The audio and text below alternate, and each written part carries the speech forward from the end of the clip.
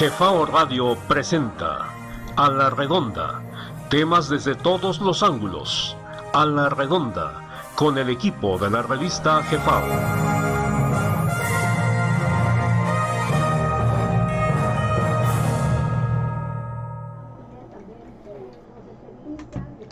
Buenas noches a todos los que nos siguen en las redes sociales, YouTube, Facebook. Este es nuestro séptimo programa A la Redonda, temas de todos los ángulos. Y hoy vamos a hablar del idioma náhuatl o lengua náhuatl en el mundo. Y en esta ocasión vamos a comenzar con el idioma que hablamos cotidianamente, el idioma español. Y como siempre nos acompaña nuestro amigo el ingeniero Genaro Saucedo. Buenas noches, Genaro. ¿Qué tal? Buenas noches, Francisco. Es un gusto estar aquí nuevamente en esta serie de programas que estamos realizando. Sí, es un tema muy interesante, ¿no? Que es el náhuatl. Hay algunas personas no lo hablan, dicen que no es propiamente el lenguaje que se hablaba, ¿no? Algunos dicen que era el azteca o era el mexica, ¿no? Pero creo que vámonos en el significado mismo de la palabra, ¿no? En la cual náhuatl puede tener varias connotaciones, ¿no? En este caso particular estamos enfocando al idioma, ¿no? Pero puede ir más allá en cuanto al aspecto de un estilo de vida, el estilo de vida náhuatl. Entonces, ahí pues es importante verlo más amplio, ¿no? No como un tema regional, sino como algo que en un momento dado fue una lengua franca que se habló en casi todo el continente, bueno, al menos la parte de lo que es el centro del continente de Anáhuac, y que pues derivó en muchas palabras en otros lugares del continente americano, y que por cambios fonéticos, pues al parecer como que se van perdiendo en el tiempo, pero creo que esa es la intención de este programa y de posiblemente otros más que vayamos platicando, ¿no? Al respecto de la presencia del náhuatl, ¿no? Ahorita en el español, pero hubo presencia del náhuatl en todas partes del mundo. Sí, hace poco estuvimos conversando con un investigador que tiene bastante información sobre la cosmogonía maya y hace cálculos matemáticos, maneja bastante bien esos cálculos matemáticos, y él hace una especie de horóscopo, no tanto como para saber la suerte y el porvenir de las personas, pero más bien como una especie de cálculo para, digamos, saber la cronología exacta de los acontecimientos en ciertas épocas, ¿no? Por ejemplo, cuando realmente va a entrar la primavera, cuando realmente va a entrar el verano, etcétera, etcétera. Y en esta plática me preguntó justamente eso, que yo qué pensaba, si los primeros fueron los mayas o los náhuatl, o si el idioma era náhuatl o fue el idioma maya. Y yo le comentaba, como tú dices, Genaro, que más bien el asunto es ver que para darnos a entender y tomar como una cultura, digamos, de toda América, por lo menos, le llamamos náhuatl a todas las culturas, no precisamente al náhuatl de aquí del centro de México, o al náhuatl de acá ¿cómo le llaman? De la península yucateca, que sí había, ¿no? O el náhuatl de acá, del norte de México, sino que en general, y por referirnos a la cultura que tenía una sola religión, una sola filosofía, una sola ciencia, una sola forma de vida o estilo de vida, le llamamos náhuatl. Y entonces él me preguntaba cuál dio origen a cuál. Entonces en esa discusión llegamos al acuerdo, así entre los dos, de que muy probablemente el idioma que hablaron los toltecas fue el náhuatl, o un idioma muy parecido al que hoy conocemos como náhuatl, y que en todo caso, puesto que los toltecas fueron los que ganaron las guerras con los mayas, muy probablemente esa haya sido la secuencia. Primero fue el maya, después maya náhuatl, y quedó nada más el náhuatl por desuso o por cuestiones de hegemonía, ¿no? Y justamente es el idioma del cual, de acuerdo a este amigo y otros investigadores, desciende el idioma que nosotros hablamos actualmente. O sea, este idioma español y todas las llamadas lenguas romances descienden de ese antiguo idioma mundial que nosotros le llamamos náhuatl o tolteca o maya náhuatl, Y tan es así que, por ejemplo, este historiador que escribió la Eneida, no me acuerdo cómo se llama, este, ahorita me acuerdo, fue romano. Bueno, este historiador habla acerca de cómo fue el origen de Roma, cómo llegaron las primeras avanzadas que se encontraron justamente con los etruscos. Este historiador nos enseña o nos muestra que los que tenían el idioma latino, que hoy llaman latino, o el idioma italiano, fueron posteriores a los etruscos, que los etruscos hablaban una lengua específica, el etrurio en todo caso, ¿no? Y fonéticamente es muy parecido al maya o al magiar. Y lo interesante de esto es que este historiador nos muestra que en realidad el idioma que se difundió, que se llama hoy actualmente romances, provino de ese idioma y de esas huestes que llegaron al Mediterráneo y principalmente a la península ibérica. Y habla como si hubieran sido hombres legendarios que después de mucho tiempo de navegar y andar explorando llegaron justamente a la región etrusca y comenzaron a lo que posteriormente fue el Imperio Romano. Y es muy interesante porque este idioma que tenemos deriva de fonéticamente, y ciertas palabras que todavía perduran, de esos idiomas primigenios.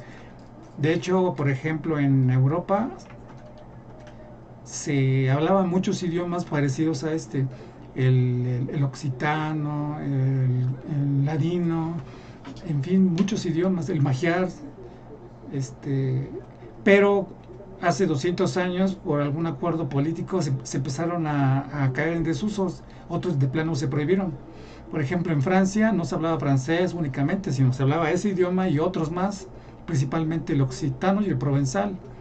Y por esa política de la Comuna de París y todo eso, de ese movimiento que derrotó a los Luises, se empezó a imponer el francés como lengua oficial. Pero antes no había eso de lengua oficial, ni religión oficial, ni nada de eso es oficial. Simplemente se hablaban las lenguas que se tenían que hablar en cada región del mundo. Y por alguna razón más bien política se empezó a proscribir ciertos idiomas, como en este caso de Francia, se empezaron a proscribir otros idiomas y quedó el francés como lengua oficial. En realidad igual en Estados Unidos o en el norte de América existen muchos idiomas, pero por cuestiones políticas todos esos idiomas que se hablan o se hablaron se están proscribiendo. Por ejemplo, hay un idioma ahí en Luisiana que se llama cajuín, y hagan de cuenta que ustedes están escuchando el francés, el que hoy en día se habla en Canadá y en Europa, ¿no? Y se llama cajuín. Entonces, cuando uno estudia ese tipo de cosas se da cuenta que, a ver, ¿cuál fue primero, el cajuín o el francés, o al revés? Porque hay escritos en ese idioma en cajuín donde hablan de su historia, de la historia de esa región. Entonces, bueno, es muy interesante esto, como dices tú, Genaro. No se trata de quedarnos con una visión, ¿no? El náhuatl se habla nada más aquí en el centro de México, sino tener una visión más amplia para referirnos a una cultura que fue prácticamente mundial. Efectivamente, y es ahí ya que hiciste un recuento de varios lugares en el mundo donde hay evidencia de las lenguas, americanas. Yo quisiera puntualizar algo muy importante, ¿no? Y un poquito para ampliar el entendimiento de qué éramos realmente como cultura. Si nosotros vemos la historia que han ido conformando los antropólogos, los arqueólogos, de acuerdo a esto, según esto, a los estudios de las regiones, los hábitos y usos y costumbres de la gente, lo que es las evidencias arqueológicas, etcétera, pues nos establecen ahí una serie de fechas en las cuales pues, nos hablan del preclásico, el clásico y el posclásico, ¿no? Y todas nuestras culturas, como la más antigua, que es la olmeca o la olmeca, pues la encajonan en esas fechas, ¿no?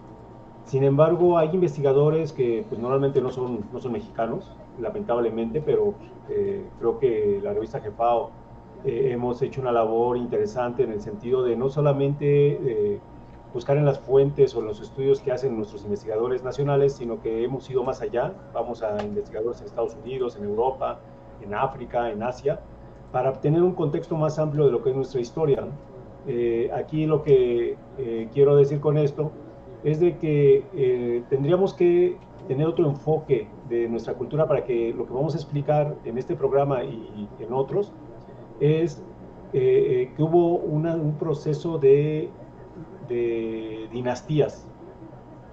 No eran grupos ahí separados, grupos en los cuales pues no tenías una correlación en cuanto a usos y costumbres, sino que simplemente eran gente que dominaban una amplia región, como actualmente lo vemos, por ejemplo, pues todo Estados Unidos domina una gran amplia región, Rusia, etcétera, China, y hay lenguas francas, ¿no? O sea, la lengua franca es la que habla la gente en común, las palabras que usamos en común. Entonces, aquí volviendo al punto y ponerlo más en un contexto más universal y con fechas que pues no nos hace que nos choquen mentalmente si alguien de nuestro público o gente que nos sigue pues tiene un parámetro de lo que, como decía, que los arqueólogos han mencionado. Hablemos de dinastías, ¿no? Y una de las dinastías es los olmecas, ¿no? Y ahí hay algo interesante. En uno de los artículos que nosotros publicamos hace un tiempo, es sobre el tema de la escritura, ¿no? Y es la revista número 117, que es el idioma náhuatl, grandeza universal. Y en este en particular voy a ir hacia la parte de donde mencionamos algunas palabras, por ejemplo, como el ruso, existe la región del Cáucaso, y que se escribe con K y una V, pero que suena como U, es Cáucas. Y en náhuatl pues tenemos la partícula que es el término Cau y la terminación K, y que quiere decir donde nos detuvimos o donde dejamos nuestros recuerdos y nos expandimos. Entonces, esta es una parte de un ejemplo de muchas palabras que en regiones del mundo existen y que dan evidencia de una lengua universal. Pero volviendo al tema de las dinastías, eran primero los olmecas. Hay datos donde en el año 1700 antes de la era, pues estamos hablando cerca de 3700 años, o sea, haciéndolo en una cuenta lineal, no el antes de o el después, sino una cuenta lineal. Estamos hablando de 3700 años. Con este dato, pues se sale un poco de las fechas que nos maneja oficialmente, que pues fue en el preclásico cuando estaban los olmecas o los olmecas, y que ellos fueron la cultura primigenia en estas zonas del continente, pero no le dan más allá de cerca de 1000 años, ¿no? Y sin embargo, estos investigadores han visto que la escritura china tiene mucha similitud. La escritura china primigenia, estamos hablando en lo que es la parte de la dinastía Xian, en el año 1700, antes de la era. Los ideogramas de aquella escritura china eran exactamente o muy, muy, muy semejantes a los de los olmecas. Entonces, eso pues habla de que esa dinastía de los olmecas, luego pasó la dinastía maya, después la dinastía tolteca, y por último lo que nosotros hace 500 años, pues la dinastía que estaba rigiendo todas estas regiones, al menos de todo el centro del continente, pues era la dinastía azteca o mexica. Y creo que eso pues nos dará un contexto más amplio para entender lo que pues, aquí vamos a ir explicando. Así es. Otra cosa que me estaba acordando, eso, lo que tú comentas de los chinos y los olmecas, es que hay una tabla, ahorita se me traspapeló, pero ahorita la encontramos. Bueno, en esa tabla hay un comparativo que hacen unos investigadores en relación a lo asombroso que es el parecido de las runas de la cultura minoica, de la cultura fenicia, y me parece que estas dos y otras más, y los gráficos olmecas. Y es interesante porque ahorita lo vamos a encontrar, que prácticamente son las mismas. Es decir, aquí estamos hablando de que debe haber existido una... O sea, es imposible que haya una coincidencia en el tiempo. O sea, hay muchos autores que hablan de convergencias. O sea, que un pueblo se desarrolló y por curiosidad y por azar de destino y coincidencia convergieron ambas culturas distantes en un punto que empezaron a desarrollarse casi paralelamente y de forma muy semejante, ¿no? Y esas convergencias le echan la culpa, bueno, le echan la culpa al destino, al azar, a los misterios cósmicos, ¿no? Pero lo que sí es claro que es poco probable que tanta complejidad cultural está basada en el azar. O sea, no es posible que por azar prácticamente toda la cultura se haya dado igual en un lado que de otro. En América, por ejemplo, y en la isla de Creta y la isla, ¿cómo se llama? Bueno, ahí en el Mediterráneo, perdón. Entonces, esto no es ni creíble ni es lógico, porque si fuera cuestión de convergencia, pues nada más serían pocos puntos, pocas cosas sería esa convergencia, esa sincronicidad y similitud derivada del azar. Pero estamos hablando de que en realidad las culturas en el mundo han tenido esa inexorable auge y caída, y que debieron haber existido múltiples civilizaciones en el pasado reciente y lejano, tales que nos han dejado vestigios. El problema con esta civilización o con esta cultura que hoy tenemos es que está basada en que la historia es lineal. O sea, viene el coacervad o los moluscos del marinos que se convierten en reptiles y luego en mamíferos y luego en homínidos, y luego de los homínidos viene el ser humano, y esa es según ellos, es una evolución lineal, o sea, que va de lo más pequeño, de células, hasta el ser humano. Y también eso como teoría es poco sostenible, o sea, por la lógica, pero es más fácil sostenerla por medio de la reiteración. O sea, vivimos un mundo donde las teorías son tomadas como leyes, porque pues, los que se dedican a gobernar, los que se dedican a educar a la gente, pues cada año se les habla de la teoría de fulano, de sultano, de perengano. Entonces eso limita mucho el sentido común de la gente. Entonces les hace creer que efectivamente chinos y olmecas nunca se conocieron. De hecho, en ese artículo que comenta Genaro, que hizo la revista Jefao, se habla del compás, mejor dicho, de la brújula, que en términos marítimos se llama compás, pero para darnos a entender, la brújula. Entonces, en ese artículo comienza esa discusión: ¿quiénes inventaron primero la brújula? ¿Los chinos o los olmecas? Y entonces hay datos arqueológicos que dan a entender que por tiempo, o sea, por cálculos de carbono 14 y isótopos, todo eso, pues los olmecas fueron los primeros en descubrir la brújula. Y entonces a veces pensamos que porque nos dijeron que los chinos la descubrieron, ya todos lo damos por un hecho, pero no. O sea, estos investigadores se dieron a la tarea de mostrar datos de carbono 14 y otros isótopos que demuestran que los olmecas ya conocían esto, ¿no? Y si conocían el asunto de la brújula, pues sabían de los cálculos matemáticos para ángulos, para dimensiones, para el tiempo. O sea, vean todo lo que implica el conocimiento de algo tan simple como una brújula. El tiempo, cálculos del tiempo, cálculos del espacio, medidas de dimensiones, ¿no? Ancho, largo, profundidad. Y por supuesto, ¿por qué digo de medidas? Porque si conocieron la brújula, conocieron cómo medir el espacio, o sea, cómo medir en base al espacio y las referencias celestes lo que había del otro lado del mundo. Entonces, todos esos conocimientos están y cualquiera los puede consultar, pero esa tendencia que tienen muchos profesores y investigadores a no querer hablar de lo amplio que es la cultura humana. O sea, nos quedamos en que los chinos fueron los de la pólvora y los de la brújula. Y ya. Y lo damos como un hecho. Sí, pues sí.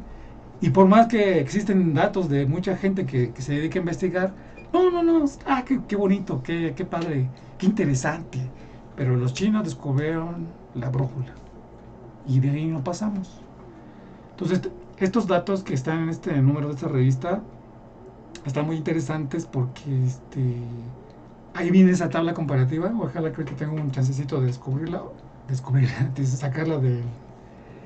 Es que está aquí, pero se me traspapeló. Y para que veamos, o sea, no es cosa de que nosotros, más bien nosotros nos dedicamos a dar a conocer esas cosas que están ahí.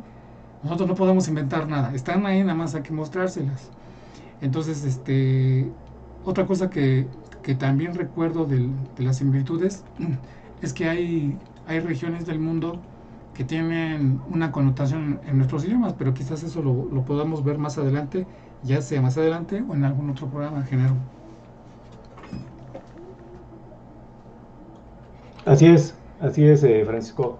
Mira, hay como decías, nosotros no inventamos los temas, ¿no? Creo que la labor de la revista es muy loable en el sentido de que no nos hemos enfocado solamente a fuentes locales o nacionales, sino que hemos investigado en todas partes del mundo, ¿no?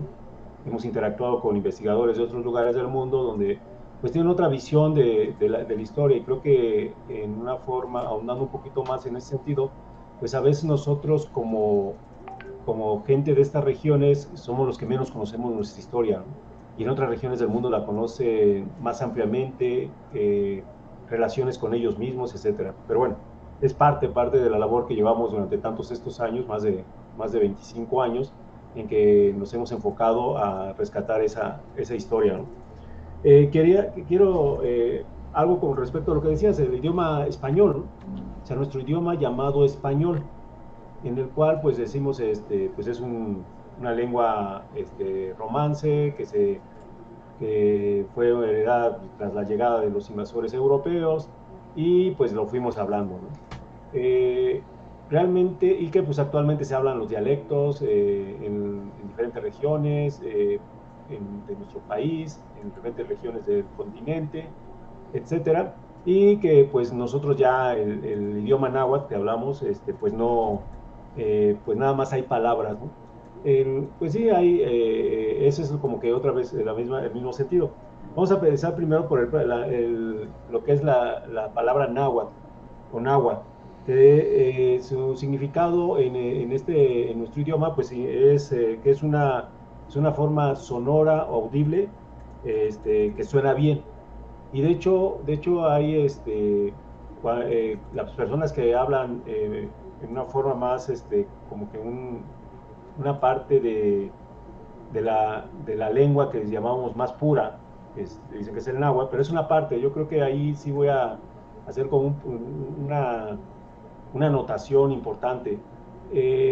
No podemos, y no es atentar contra nadie, sino simplemente pues es una opinión muy, muy personal, en el sentido de que pues hay gente que habla el náhuatl, que se dice el náhuatl. O sea, si uno se busca un diccionario de la zona de Veracruz, el náhuatl de Veracruz, o el llamado náhuatl de Veracruz, con respecto al náhuatl del centro y con respecto al náhuatl de la zona de Hidalgo, etcétera, pues es como si se hablara otro idioma, ¿no? Y es náhuatl, por lo que se llama náhuatl.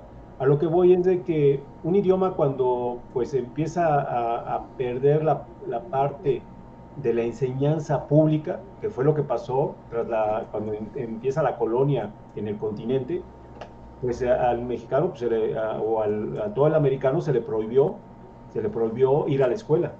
Sabemos que hay historias terribles en el esclavismo que se dio a través de las encomiendas, en donde pues no era permitido educarse, no se iba a la escuela. Entonces, ¿qué pasa? Y es muy simple. ¿Qué es lo que pasa? Por eso a veces nos cuesta trabajo entender que seguimos hablando náhuatl, ¿no?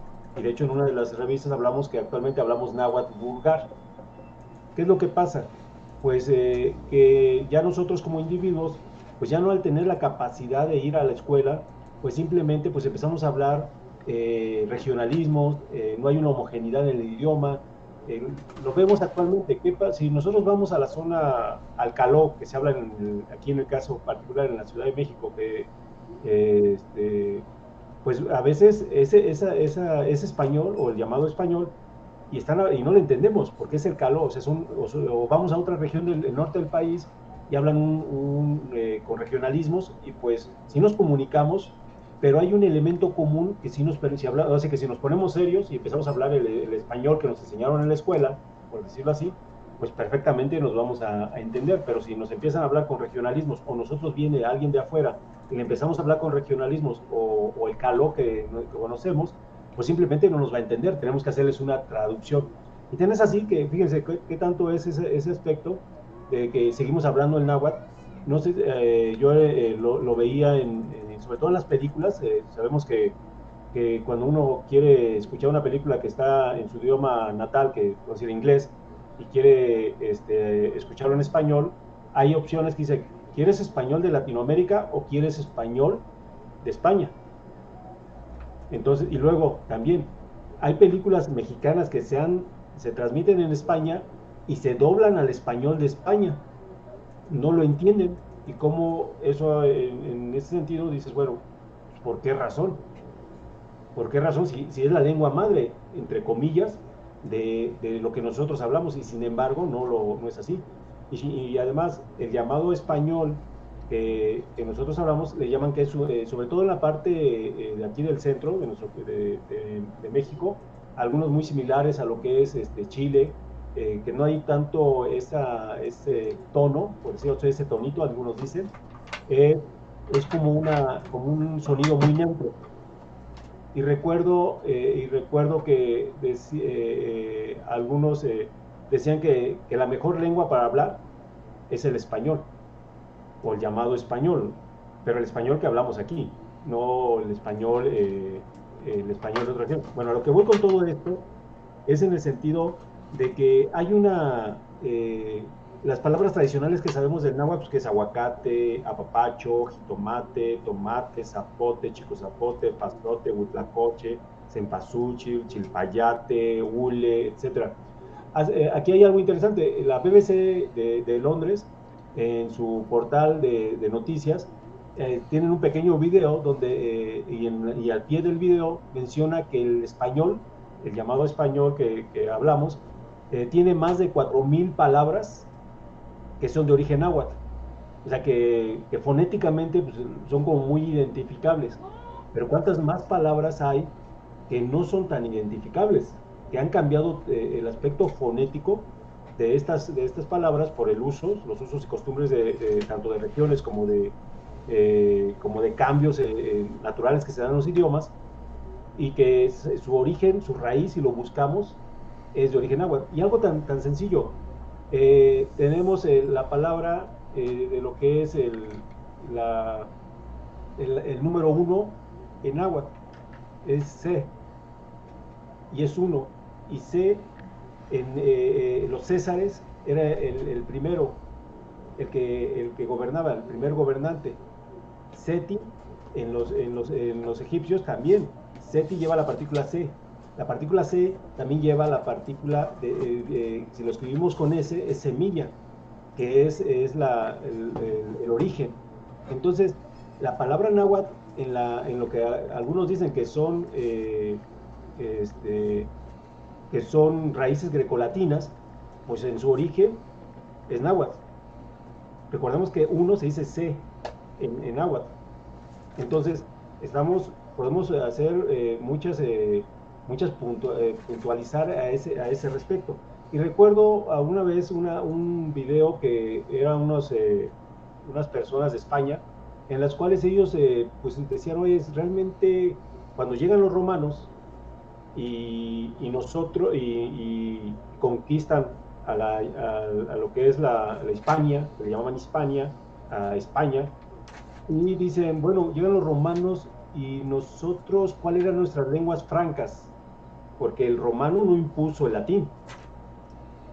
Y eso es lo que ellos cuestionaban. El romano no impuso el latín, sino que pues dejó la lengua franca. Dice, ¿cuál es nuestra lengua franca? O sea, ¿cuál es la lengua que nosotros hablábamos en ese tiempo y cuando se fueron los romanos? Porque los romanos solamente pusieron bases en esa zona, bases de guardia. O sea, como actualmente Estados Unidos lo ha hecho, ¿no? Pone bases militares para cuidar sus regiones.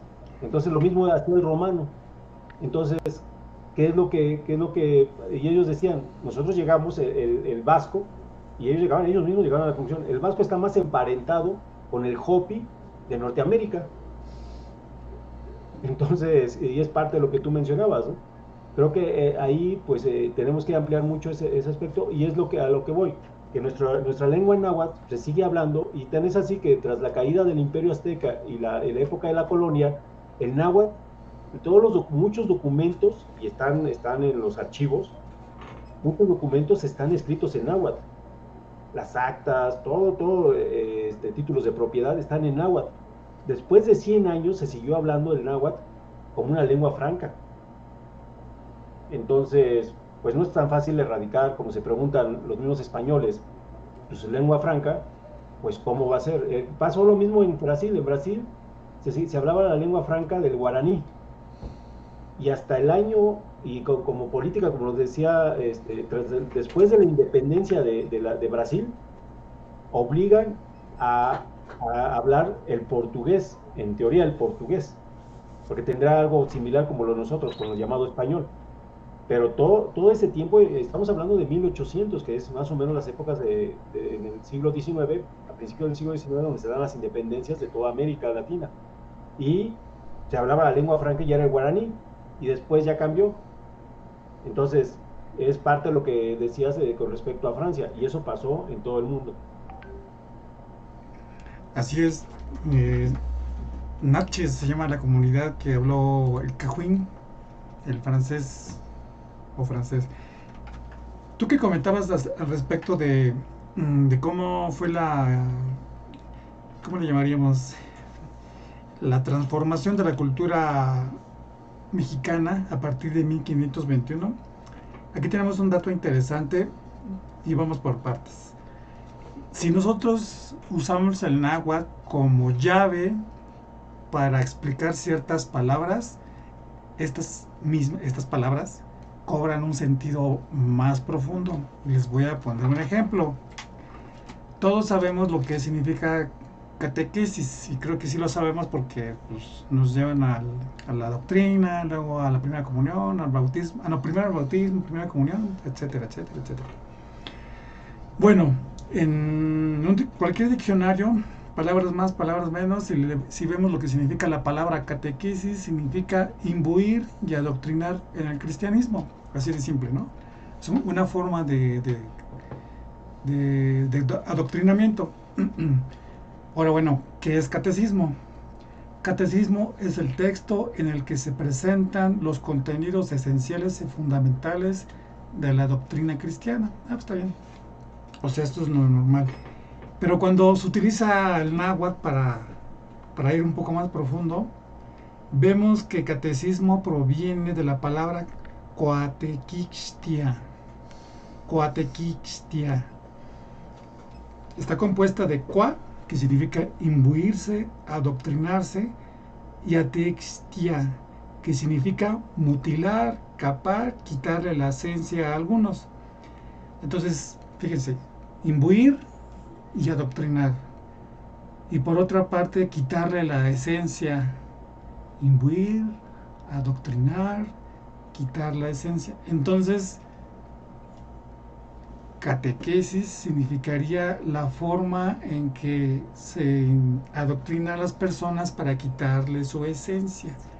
Por eso muchos historiadores y comentaristas en todo el mundo hablan de que, por ejemplo, los Vedas, el caso de Prabhupada, él explica lo que es una corriente filosófica que sirve para que la gente se supere, o sea, se desarrolle internamente y alcance hitos internos, o sea, un desarrollo espiritual, digámoslo así, ¿no? Y él explica que hay corrientes de pensamiento que no necesariamente te llevan a desarrollarte. a llevar un desarrollo interno, sino que te llevan a quitar parte de tu esencia y te dejan en un estado tal que no comprendes o no conoces el verdadero significado de lo que es la vida, de lo que es el ser humano, qué tienes que hacer, a dónde tienes que ir, a qué te tienes que dedicar. ¿Por qué? Porque la esencia como humano, pues te la quitaron. Entonces, los sabios ancestrales por eso definieron estas palabras. La catequixia, qua imbuirse, adoctrinarse, atequixia, que significa mutilar, capaz, quitarle la esencia. Fíjense, ahora, el siguiente dato. Dice Jerónimo de Mendieta, fíjense lo que explica Jerónimo de Mendieta. Una vez quitado lo fuera de tino e inapropiado, el lenguaje mexicano fue utilizado sistemáticamente como medio del adoctrinamiento masivo. Y digamos, quitarlo fuera de tino e inapropiado es como una censura, o sea, es un expurgar, quitarle a los idiomas, en este caso el náhuatl, aquello que pudiera ser no apropiado, digamos, para esta misión, que lo que se trataba era de imbuir a la gente en una forma de pensamiento y vida donde su esencia ya no iba a poder florecer si le quitaba. Eso es en esencia lo que significa esta palabra y por qué Jerónimo de Mendieta dice eso. Una vez quitado lo fuera de tino e inapropiado, el lenguaje mexicano fue utilizado sistemáticamente como medio del adoctrinamiento masivo. O sea que el náhuatl que muchos escuchamos o hablamos ya no tiene eso de inapropiado. O sea, ya está esterilizado, pues. Por eso es muy difícil que las comunidades rurales o así, la gente y con todo respeto, ¿no? La gente que es hablante del náhuatl maneja este idioma, pero ya ha pasado por este tamiz, ya ha quitado lo inapropiado y lo fuera de tino. Por eso es tan difícil cuando nosotros que estamos deseosos de conocer nuestras raíces, nos volcamos al náhuatl y no encontramos esa esencia que tienen muchos idiomas. ¿Por qué? Porque ya está expurgado, ya le quitaron todo lo que hace ruido, digámoslo así, y nos dejaron lo que pues, no pasa nada, ¿no? Entonces, por eso es importante y esta cosa, no crean que uno la está inventando, ¿no? Está ahí. Estas definiciones están en muchos diccionarios.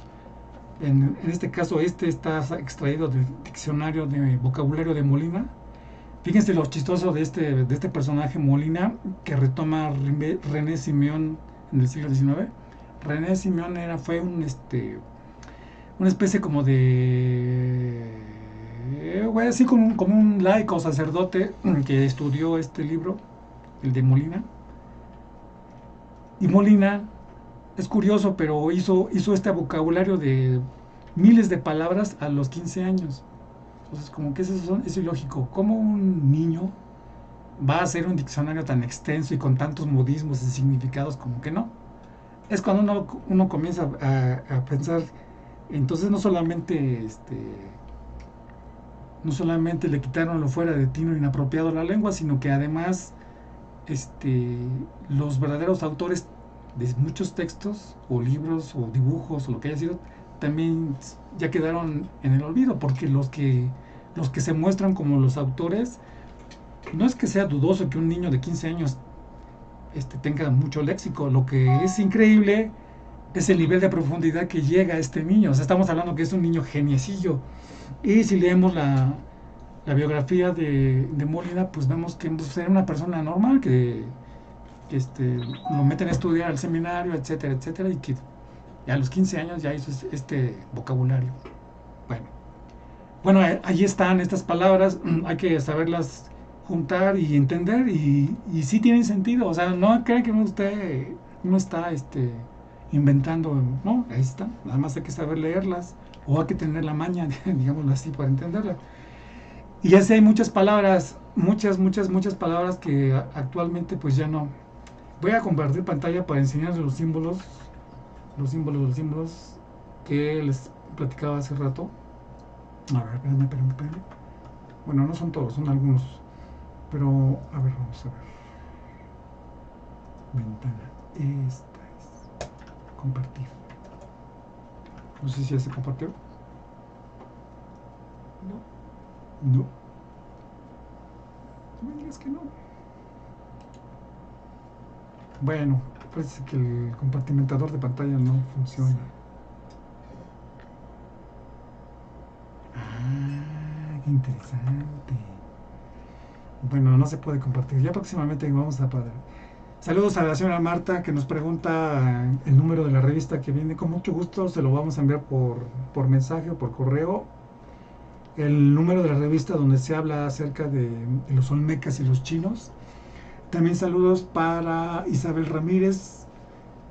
Dice, desafortunadamente nuestro conocimiento está limitado a una propuesta educativa. Gracias por ir más allá de lo establecido. Muchas gracias a Isabel Ramírez por estarnos escuchando.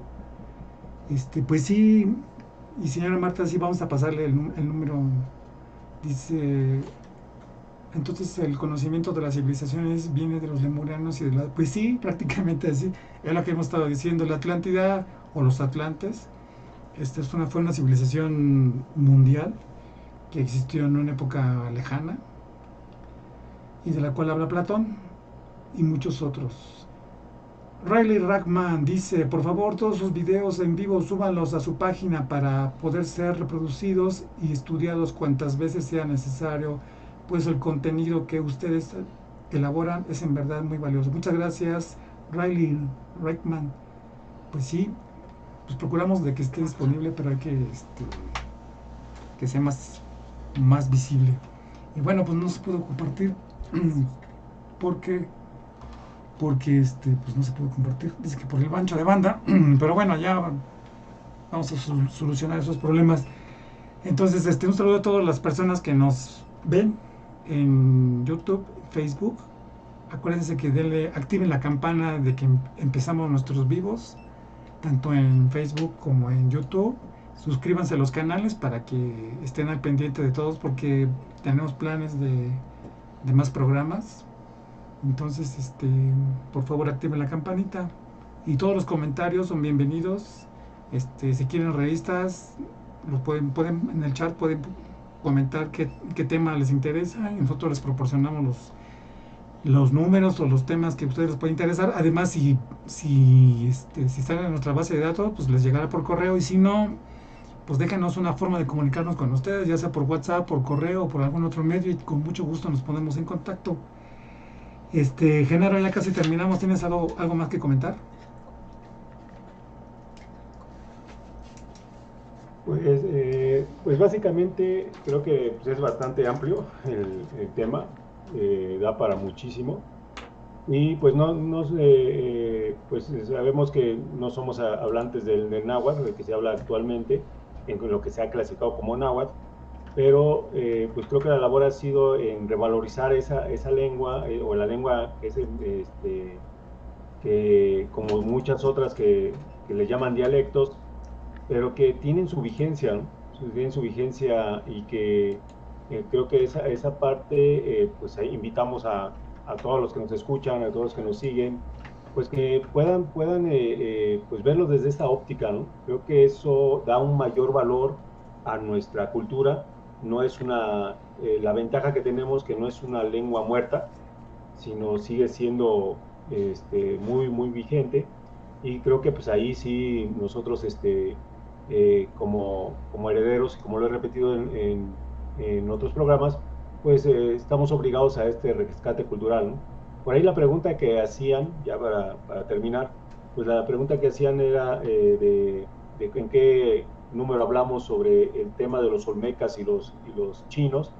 Es uno de ellos, los antiguos náhuatl, creadores del alfabeto, y es nuestro número 154 del bimestre marzo-abril de 2018. Ahí ustedes pueden profundizar más sobre el tema de cómo el origen de los alfabetos, cómo va pasando por los primigenios son en la parte olmeca, y después cómo los fenicios, que si recuerdan, los fenicios son los que dan el alfabeto, la escritura en la parte del Mediterráneo, que se expande por todas esas regiones. Y los fenicios, tenemos otros números de la revista donde hablamos que el fenicio es una una dinastía o es una corriente mexicana que dominó el Mediterráneo, y que hay muchos datos donde apunta que el fenicio pues tenía muchas correlaciones con el antiguo continente de Anáhuac. Entonces ahí lo pueden ver, y pues también por ahí lo pusimos en nuestra transmisión en YouTube, el dato de la revista, y con gusto estamos para servirles si desean adquirirla. Así es, pues muchas gracias a las personas que nos acompañaron el día de hoy, y muchas gracias a las personas que nos acompañarán en los próximos días, porque estos videos se quedan en YouTube y Facebook para que posteriormente pues bueno, puedan comentarnos, puedan saludarnos, y con mucho gusto, no importa que en vivo no los podamos contestar, si ustedes dejan sus comentarios, pues todos en la medida de lo posible tratarán de ser contestados y resueltos. Pues por mi parte ha sido todo, y nos veremos dentro de 8 días en otro programa a la redonda. Muchas gracias. Hasta pronto.